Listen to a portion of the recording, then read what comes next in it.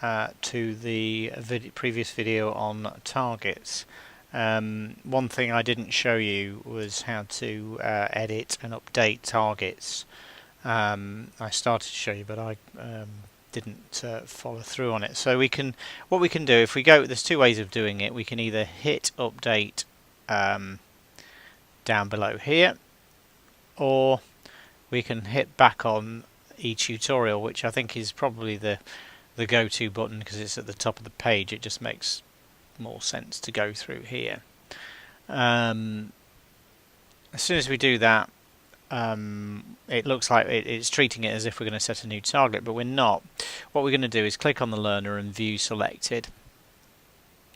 And once you view selected, you've got all the facilities of the targets that are previously set.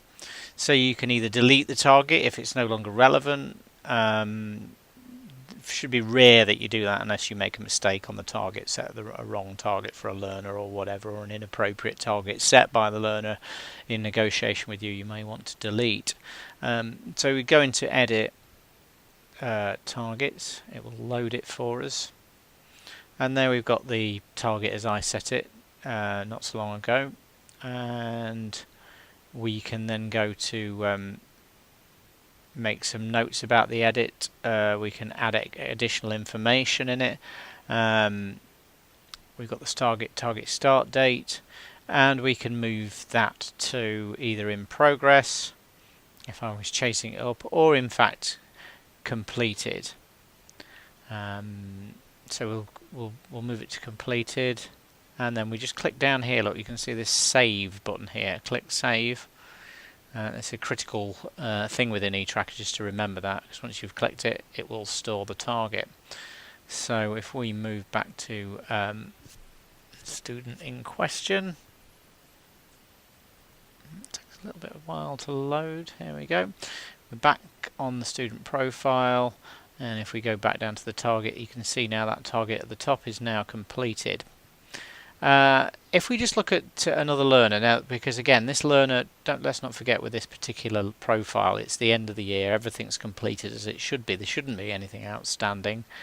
Everything should be signed off by the end of the year. But if we go to a learner where things are outstanding, you can see that if targets are overdue, and scroll down through these progression audits, you will get the symbol of that the target's overdue. So the due date was the 19th of May.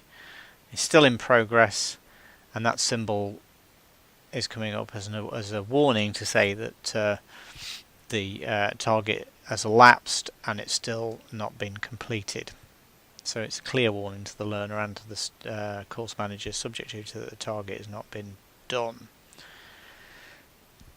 Okay, if we go back to the other learner, and one thing I wanted to cover off is progression audits.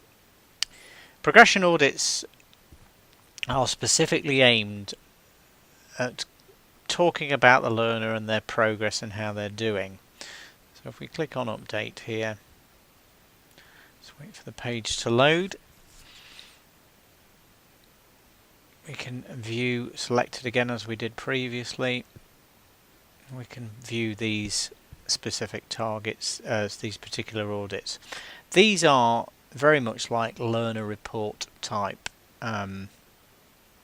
audits. They're done at specific points in the year, right choice, next steps, etc., which gives a narrative about the learner and how they're progressing, and it's, you know, as a report would be, written in the third person, suitable for parental consumption, and more formalized in terms of how they're doing. The predicted results are on there, how the learner's performing on those specific predictive results are captured as well.